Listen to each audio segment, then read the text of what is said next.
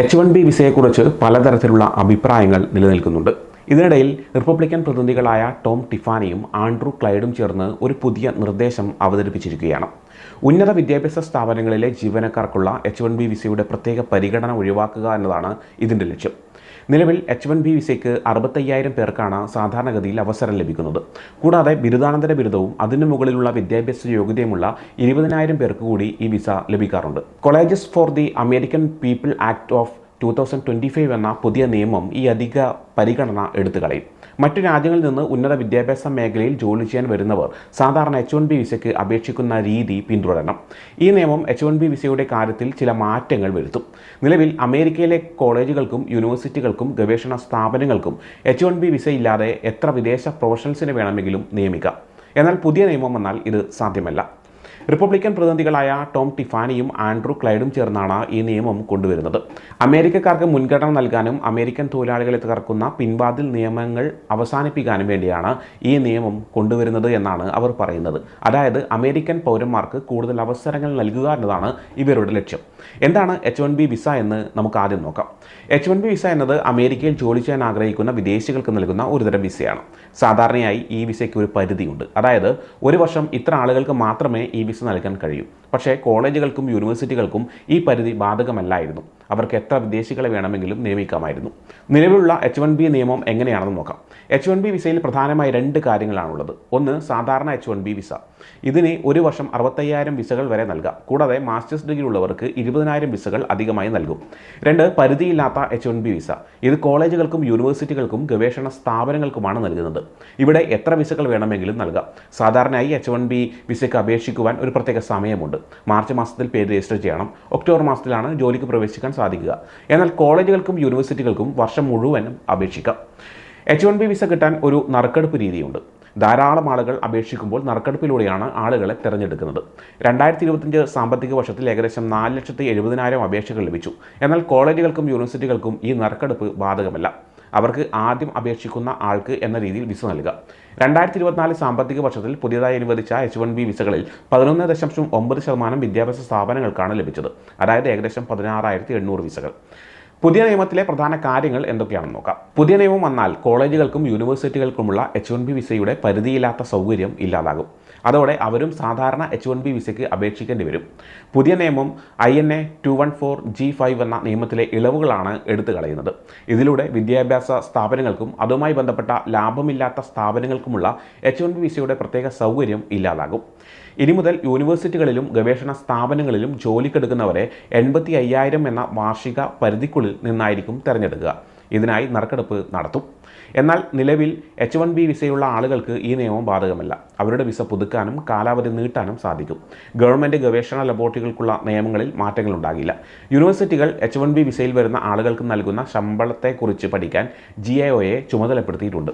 പുതിയ നിയമം കൊണ്ടുവരുന്നതിനുള്ള കാരണങ്ങൾ എന്തൊക്കെയാണെന്ന് നോക്കാം. അമേരിക്കൻ വിദ്യാർത്ഥികൾ വർഷങ്ങളോളം പഠിച്ച് ഡിഗ്രി എടുക്കുന്നു. എന്നാൽ യൂണിവേഴ്സിറ്റികൾ നല്ല ശമ്പളമുള്ള ജോലികൾ വിദേശ തൊഴിലാളികൾക്ക് നൽകുന്നത് അവർക്ക് നോക്കി നിൽക്കേണ്ടി വരുന്നു. പരിധിയില്ലാത്ത വിസകൾ ഉള്ളതുകൊണ്ട് തന്നെ യൂണിവേഴ്സിറ്റികൾ അമേരിക്കക്കാരെ ഒഴിവാക്കാനും ശമ്പളം കുറയ്ക്കാനും ശ്രമിക്കുന്നുവെന്നാണ് ആരോപണം. വിസ്കോൺസിൻ യൂണിവേഴ്സിറ്റിയിൽ 495 H1B ജീവനക്കാരുണ്ടെന്നും അവർക്ക് ഏകദേശം $43 മില്യൺ ശമ്പളം നൽകുന്നുണ്ടെന്നും വിസ്കോയിൻസ് റൈറ്റ് നൗ റിപ്പോർട്ട് ചെയ്യുന്നുണ്ട്. യൂണിവേഴ്സിറ്റികൾ H1B വിസ എങ്ങനെ ഉപയോഗിക്കുന്നുവെന്ന് നോക്കാം. വിദ്യാഭ്യാസ സ്ഥാപനങ്ങൾക്ക് ലഭിക്കുന്ന പുതിയ H1B വിസകളുടെ ശതമാനം 11.9%. 2024 സാമ്പത്തിക വർഷത്തെ കണക്കാണിത്. 2024 ഏറ്റവും കൂടുതൽ H1B വിസയ്ക്ക് അപേക്ഷിച്ചത് സ്റ്റാൻഫോർഡ് യൂണിവേഴ്സിറ്റിയാണ്. 274 പുതിയ അപേക്ഷകളായിരുന്നു ഉണ്ടായിരുന്നത്. സാധാരണയായി ഈ വിസയിൽ വരുന്നത് പോസ്റ്റ് ഡോക്ടറൽ ഗവേഷകർ, സ്റ്റീം, മെഡിക്കൽ ഫാക്കൽറ്റീസ്, IT സ്പെഷ്യലിസ്റ്റുകൾ എന്നിവരാണ്. യൂണിവേഴ്സിറ്റികൾ വർഷം മുഴുവൻ H1B വിസയ്ക്ക് അപേക്ഷിക്കാറുണ്ട്. കാരണം അക്കാദമിക് നിയമനങ്ങൾ ഒരു പ്രത്യേക സമയത്താണ് നടക്കുന്നത്. എന്തുകൊണ്ടാണ് ഈ ഇളവ് നൽകിയതെന്നുകൂടി നമുക്ക് നോക്കാം. 1999 കോൺഗ്രസ് ഒരു നിയമം പാസാക്കി, AC 21. അതനുസരിച്ച് മികച്ച ആളുകളെ ആകർഷിക്കാനും ഗവേഷണ ലാബുകൾ നിലനിർത്താനും അക്കാദമിക് കലണ്ടറുകൾക്ക് തടസ്സമുണ്ടാകാതിരിക്കാനും വേണ്ടിയാണ് ഈ ഇളവ് നൽകിയത്. H1B വിസയിൽ വരുന്ന ആളുകൾക്ക് ശരിയായ ശമ്പളം നൽകുന്നുണ്ടെന്നും AI, semi conductor design, nursing instruction പോലുള്ള മേഖലകളിൽ കുറവുകൾ നികത്താൻ ഇത് സഹായിക്കുമെന്നും സ്ഥാപനങ്ങൾ പറയുന്നു. ഇനി പുതിയ നിയമം വന്നാലുള്ള പ്രശ്നങ്ങൾ എന്തൊക്കെയാണെന്ന് നോക്കാം. കമ്പ്യൂട്ടർ ആൻഡ് ഇൻഫർമേഷൻ സയൻസുകളിൽ പഠിക്കുന്ന മുഴുവൻ സമയ ഗ്രാജുവേറ്റ് വിദ്യാർത്ഥികളിൽ ഏകദേശം 71% പേരും വിദേശികളാണ്. ഈ പുതിയ നിയമം അനുസരിച്ച് മികച്ച വിദ്യാർത്ഥികളെ ഫാക്കൽറ്റിയോ സ്റ്റാഫോ ആയി നിയമിക്കാൻ യൂണിവേഴ്സിറ്റികൾക്ക് കഴിയില്ല. അവർ കാനഡയിലേക്കോ UK അല്ലെങ്കിൽ വിദേശത്തുള്ള മറ്റ് കമ്പനികളിലേക്കോ പോകാൻ സാധ്യതയുണ്ട്.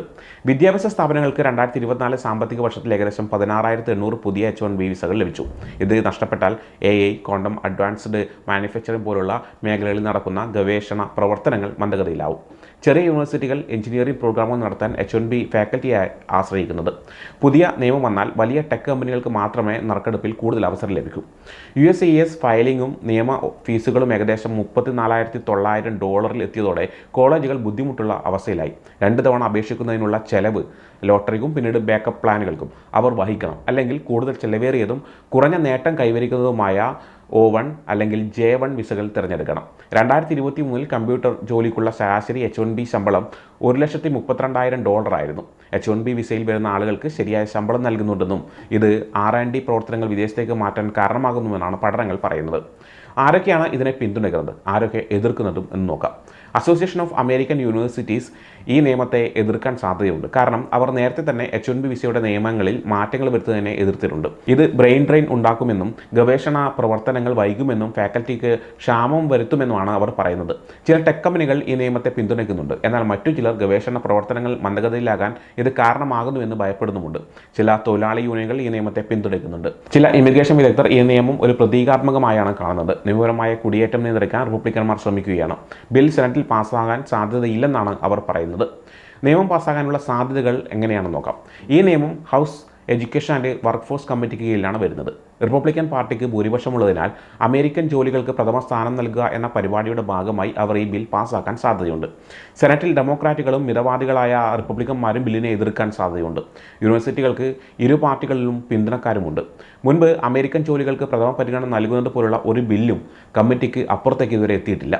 പുതിയ നിയമം മുൻകാല പ്രാബല്യത്തോടെ നടപ്പാകില്ല. അതുകൊണ്ട് നിലവിൽ സർവകലാശാലകളിൽ H-1B വിസയിൽ ജോലി ചെയ്യുന്നവർക്ക് വിസ പുതുക്കാൻ സാധിക്കും. അവർക്ക് സാധാരണ H-1B വിസയുടെ പരിധിയിൽ വരേണ്ടതില്ല. 2026 സാമ്പത്തിക വർഷത്തേക്കുള്ള H-1B വിസയുടെ അപേക്ഷകൾ കഴിഞ്ഞ ആഴ്ച തന്നെ US സിറ്റിസൺഷിപ്പ് ആൻഡ് ഇമിഗ്രേഷൻ സർവീസസിന് മതിയായ രീതിയിൽ ലഭിച്ചിട്ടുണ്ട്. അതേസമയം DHS H-1B വിസയിൽ മാറ്റങ്ങൾ വരുത്താൻ പദ്ധതിയിടുന്നുണ്ട്. ലോട്ടറി സമ്പ്രദായം മാറ്റി ശമ്പളത്തിൻ്റെ അടിസ്ഥാനത്തിൽ ആളുകളെ തിരഞ്ഞെടുക്കുന്ന രീതി കൊണ്ടുവരാനാണ് ആലോചന. ട്രംപിൻ്റെ മുൻ ഭരണകാലത്തും H-1B വിസ ഒരു വിവാദ വിഷയമായിരുന്നു. അദ്ദേഹം അധികാരത്തിൽ വരുന്നതിന് മുമ്പ് തന്നെ ഈ വിസ പ്രോഗ്രാമിനെ കുറിച്ച് പല വിമർശനങ്ങളും ഉന്നയിച്ചിരുന്നു.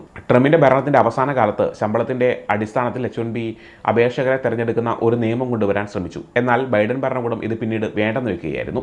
സമയം മലയാളം വാർത്തകൾ ഇനി ടൈംസ് ഓഫ് ഇന്ത്യ സൂപ്പർ ആപ്പിലും. ഇതിനായി പ്ലേ സ്റ്റോറിൽ നിന്നോ ആപ്പ് സ്റ്റോറിൽ നിന്നോ times of India app install ചെയ്യൂ. മലയാളം ഭാഷ തിരഞ്ഞെടുക്കൂ. വാർത്തകൾ ആസ്വദിക്കാം. എല്ലാം ഇനി സമയത്തിൽ.